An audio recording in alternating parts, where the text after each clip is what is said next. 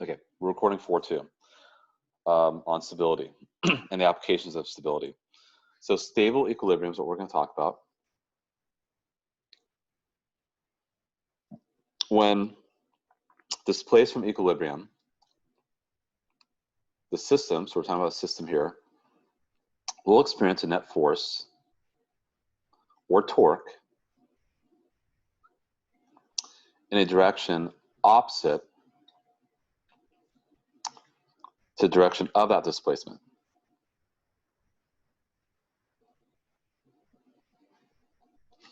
So I suppose like we have this pencil here that's bouncing on a pivot.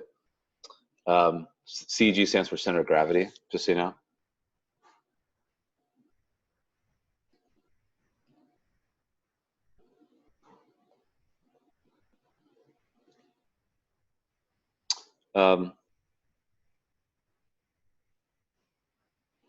So read the next bullet point, unstable equilibrium, which sounds kind of like an oxymoron because you think of equilibrium things being stable, but unstable. When displaced from equilibrium, the net force or torque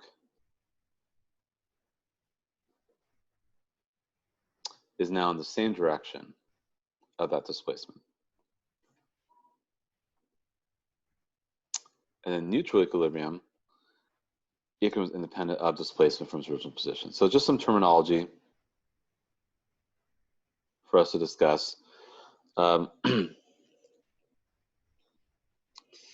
So now let's actually go through a problem solving strategy, and we'll do the problem down below. That's dealing with tension in a cable, and some that's in equilibrium or stable.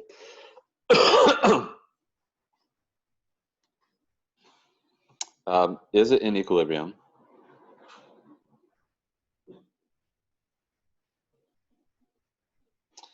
So basically, you want no acceleration or accelerated rotation. Draw a Freebody diagram, so know where all the forces are going. Apply this rule that the sum of all the forces is 0, and the sum of all the torques are also 0. So F net and tau net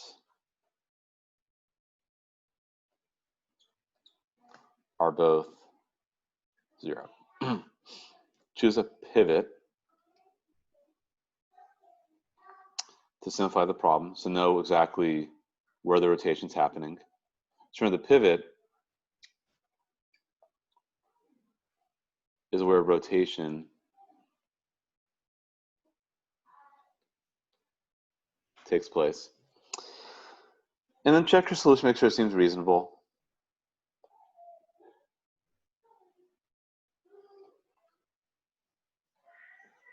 Reasonableness, if that's a word.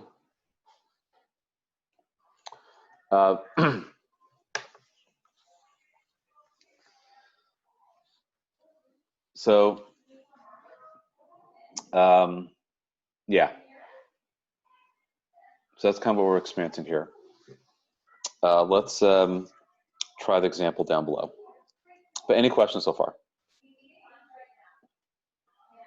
Nope? Okay, let's keep moving.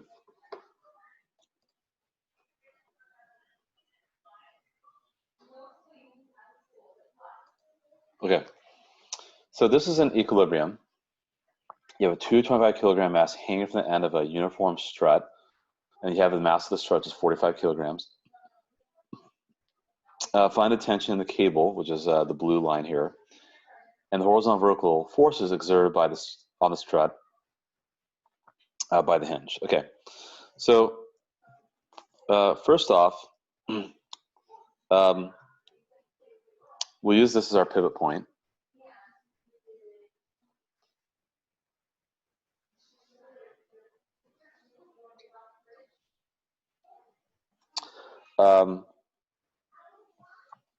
we are going to draw a free body diagram. And of course, you're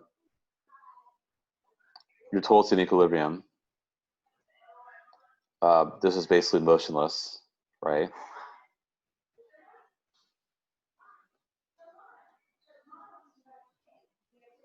So no acceleration. And we're going to start by actually computing the tension, but we do need a free body diagram. So let's actually figure out how that is going to look for us. So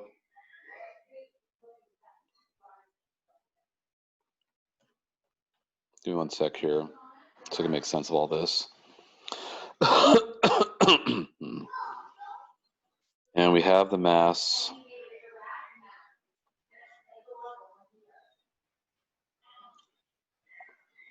Okay, give me 1 second here.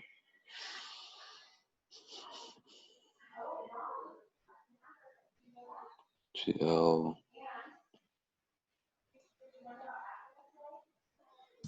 Okay, so we do have our weight due to gravity.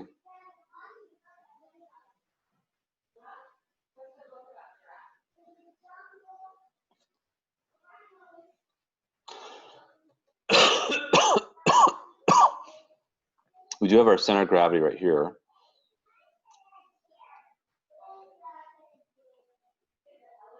We got a different color.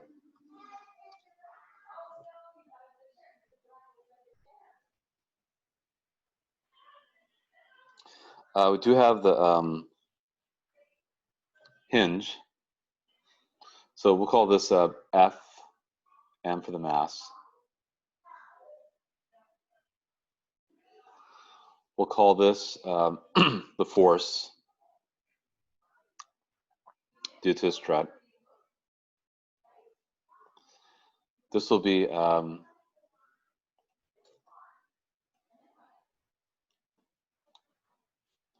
force due to the hinge. And then we do have our tension in the cable. So if I draw the cable again, that's T.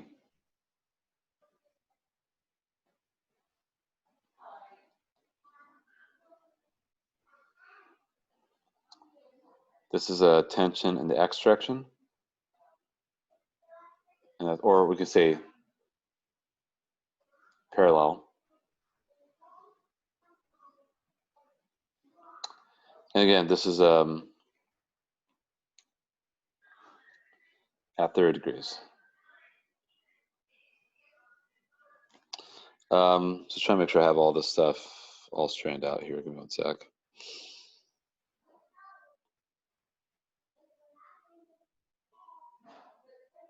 $30, $135.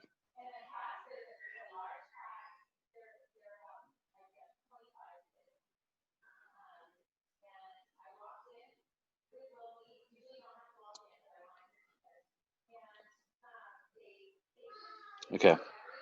And actually, the tension, I don't have it drawn quite correctly.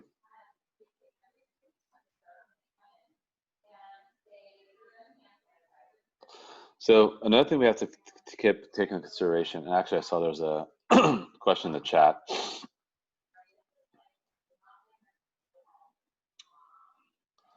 Okay.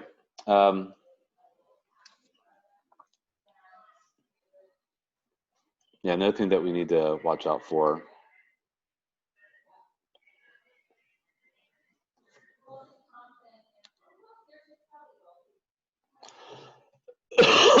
Excuse me.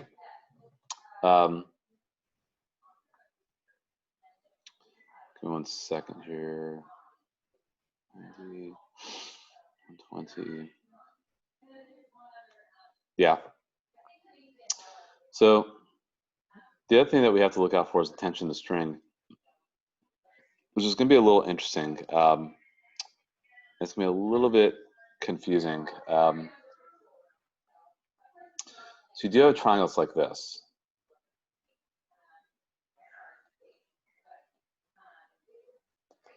So here's the tension. Here's a strut.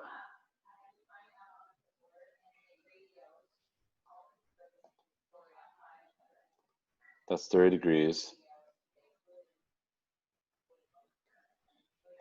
That's 135 degrees, by the way.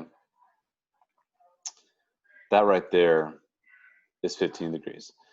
So actually what you're really looking at when you're looking at the tension of the string here,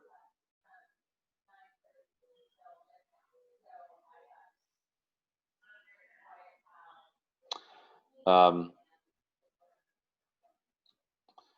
that's the actual angle we're going to be looking at for the tension of the string in the vertical direction. So what we want to do is we want our tau net to be 0. So this means that the tau from the hinge plus the tau from the string or the cable, but minus, because you're going to have the strut and the mass working against you,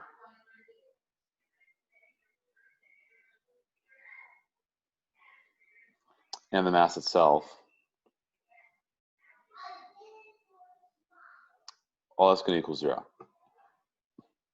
Now, the force of the hinge, we do not know, but because we're actually doing anything from the hinge, that's going to have 0 radius, because we're doing everything from the hinge. For the cable, so you have the tension, you actually have the length, which you don't know what it is, the length of the basically from here down to the hinge, we don't know that, so we'll call it L. And we're using 15 degrees because that's where we're feeling the tension. For the strut, we know its mass is 45. You got to do times 9.8 due to gravity. And because the center of gravity is halfway to the hinge, we'll call it L over 2. And times sine 45 degrees.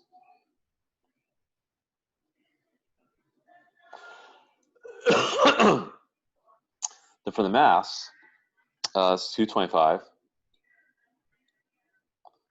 times 9.8. And also the mass is hanging at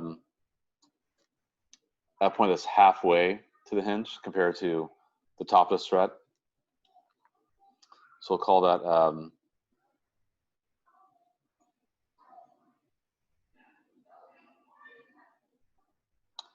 and because it's we're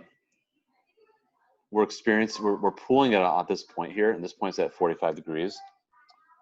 You can use sine 45 degrees. And all that has to equal 0. So those go away. You have TL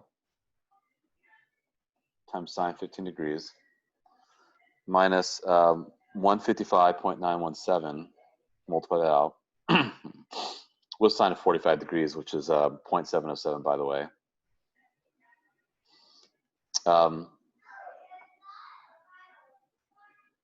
Make sure I'm doing that correctly.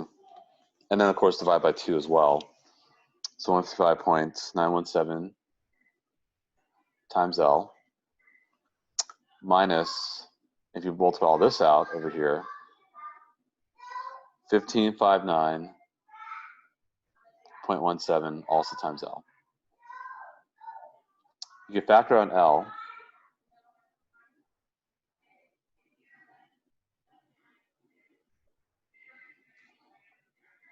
And combine all those numbers also.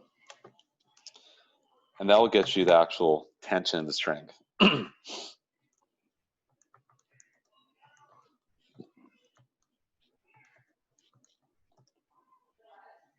that's 17. And obviously L is not 0, so we'll need the part in the parentheses to equal 0.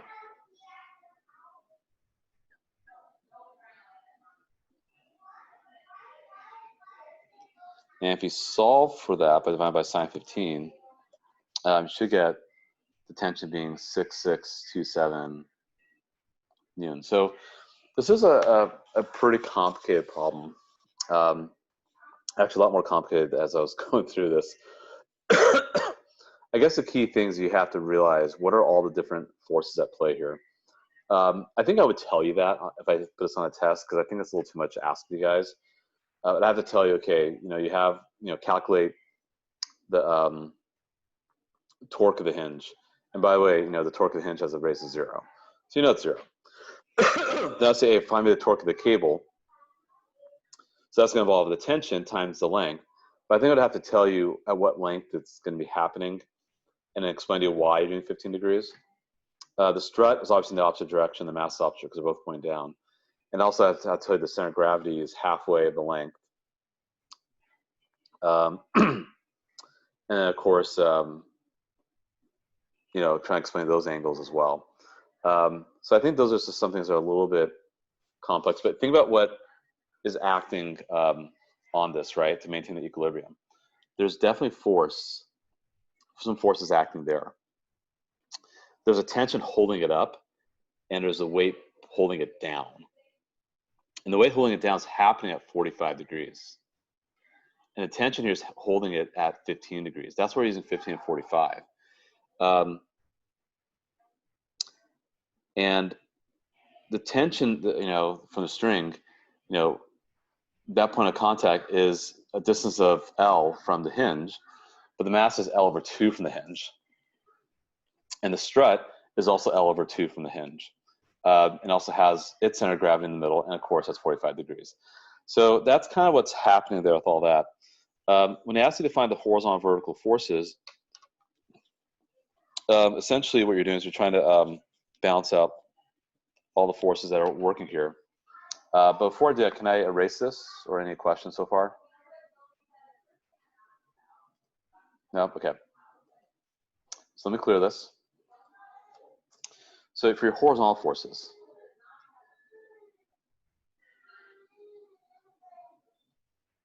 so again, you have your tension in the parallel direction, plus your force of the hinge. Actually, we'll say Tx, just make it easier. You have tension in the x direction, plus the force of the hinge in the x direction. And then you're going to do minus the force of the strut in the x direction, minus the force of the mass, also in the x direction. The thing is that both of these here equal 0 because the struts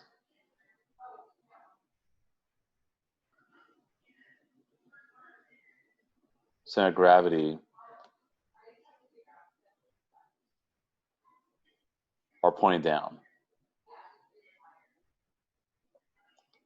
So, and then remember, our net force has to be 0 of all horizontal directions. So the tension, now the things that the hinge is kind of going one way. So the tension string is going that way, and that's going another way. So they're actually going to be counteracting each other. So we have to make one of these negative. Could probably make that one negative. So it'll be negative tension times cosine, because you have to use cosine because it's going horizontal, plus force of hinge in the x direction. So that's going to be tension times cosine 30. And the tension we know is 6627 times 0.866. So force of hinge in the x direction is going to be 5739.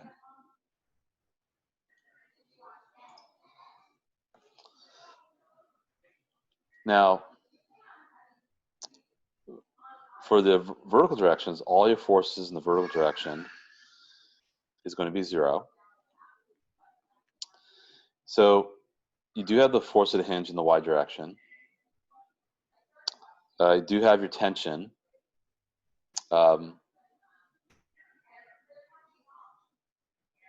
Also in the y direction there.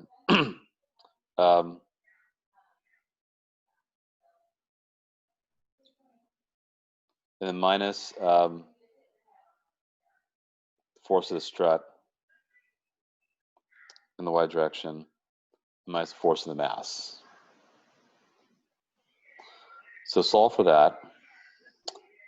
So now remember the tension is going to, it's going to see this right here. So now you're using 30 degrees.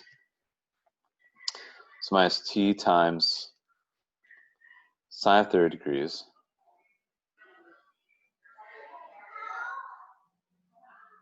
So all these things are working against the hinge. So that's why the other ones are all minus, and then minus 225. Actually, it's 45 for the strut.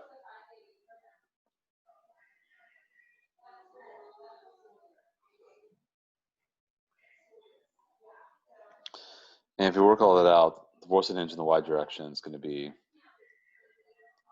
5959 newtons. So yeah, the more as I'm going through this, the more I'm realizing how kind of crazy this problem might be. But the key thing you want to do is you do want your net torque to be 0. So let's try another one here that might not be so complex. Or maybe we might just move on to 4.3 if I'm not really feeling these problems here. We could probably take a look at 5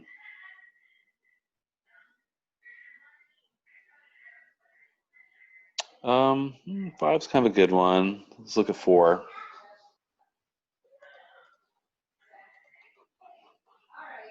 Look at 4.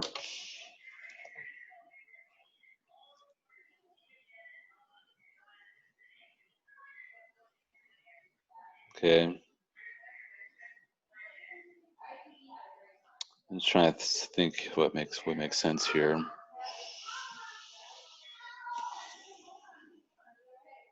You're having asked, told mass. Calculate the forces are on the wall. Okay.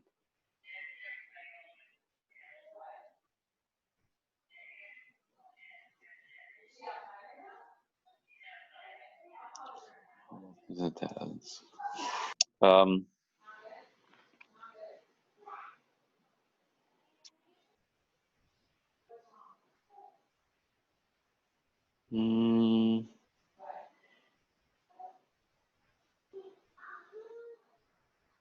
I think, just give me a sec here. Ozons. Maybe we won't do 4. Let's try 5. Yeah, I just want to make sure you guys feel comfortable with these problems, and some of these problems I think might be a little much.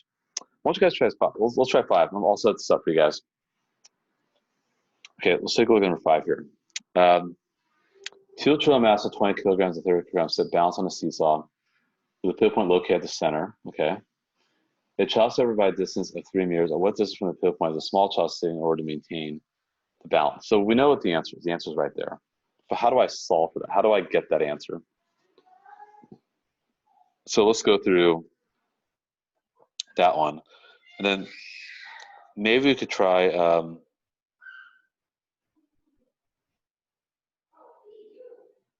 number 10 afterwards. Don't know if that's a good one, but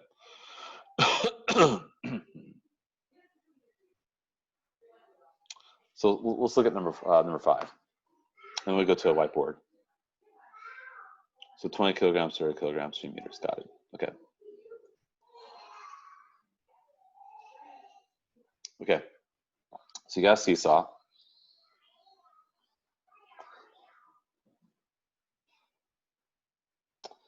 And you have a 20 kilogram kid who's going to probably sit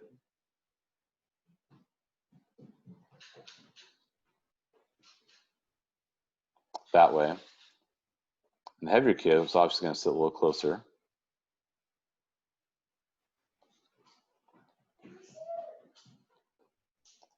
$20 kilograms and 30 kilograms. And then we'll call that distance x1.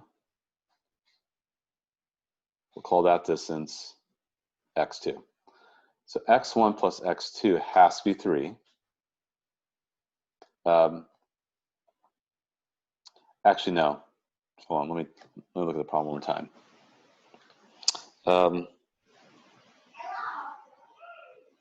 Yeah, it is 3 because they're separate by 3 meters. Duh, of course. I thought the seesaw is 3. And then remember, tau 1 minus tau 2 has to equal 0. Remember, it's tau net. So tau is going to be your weight of the first child.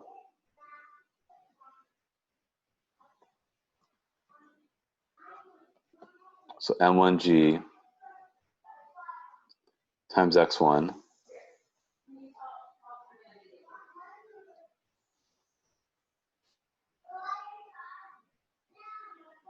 so you're going to have to use a system of equations as well.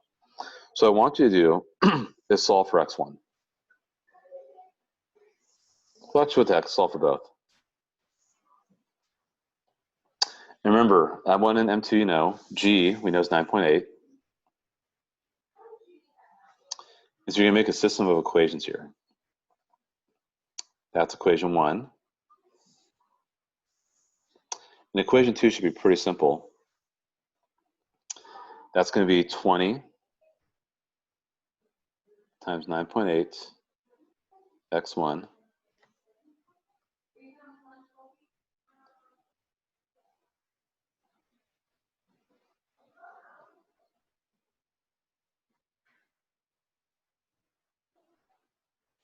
and if you work all that out,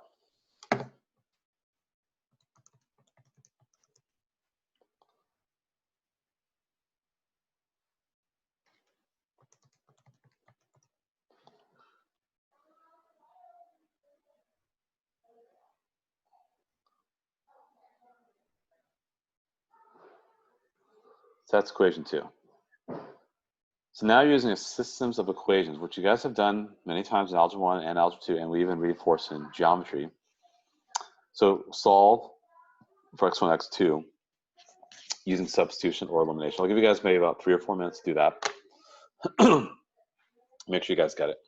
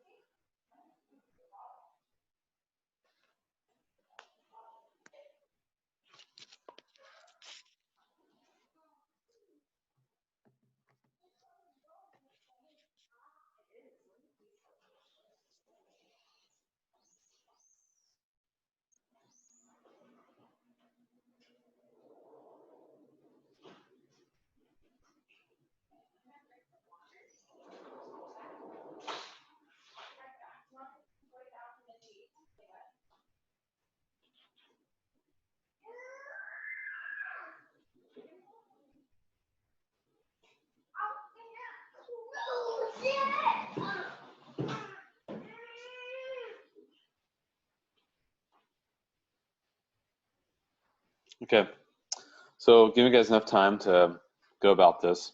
Yeah, this will be the last problem we'll do in 4.2. I think the other ones are just a little much. We'll probably do a little bit of we'll probably just do some review for circuits after this. I think you guys could use that.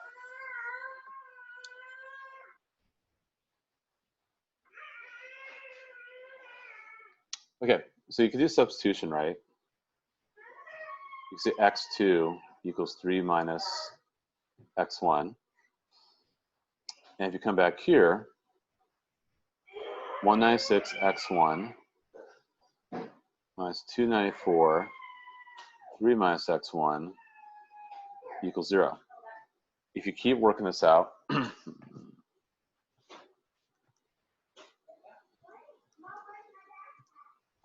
you get negative 98.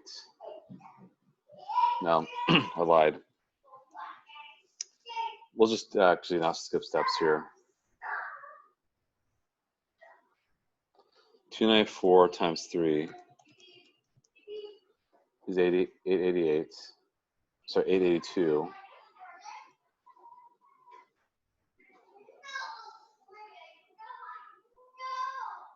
Plus 294x1 equals 0.